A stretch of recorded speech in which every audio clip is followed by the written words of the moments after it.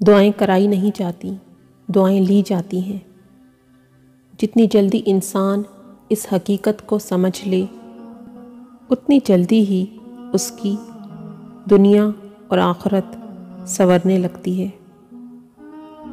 ہدایت انہیں دی جاتی ہے جو ہدایت چاہتے ہیں۔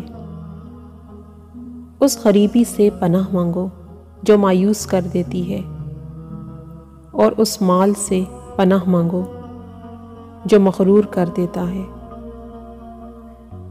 عزت جب عزتوں کے مالک نے دی ہو تو کسی کے برا چاہنے سے کیا فرق پڑتا ہے؟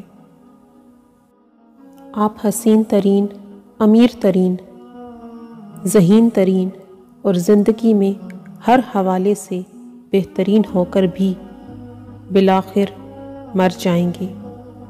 اس لیے موت کو، قبر کو اور برزخ کو یاد رکھیں۔ راستہ ایک ہی تھا۔ حضرت موسیٰ علیہ السلام گزر گئے اور فرعون ڈوب گیا۔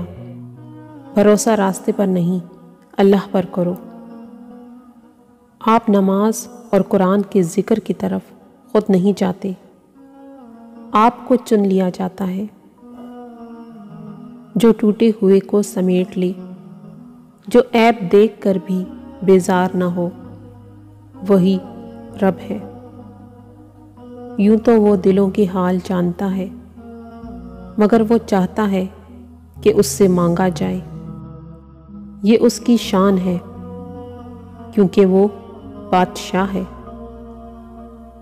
پیارے آقا صلی اللہ علیہ وآلہ وسلم کی سنتیں: لوگوں سے ملتے وقت مسکرانا، اندھے کو راستہ دکھانا، راستے سے پتھر ہٹانا، جب مریض کی عیادت کو جانا تو اسے اپنے لیے دعا کرنے کو کہنا، کیونکہ مریض کی دعا فرشتوں کی دعا کی طرح ہوتی ہے۔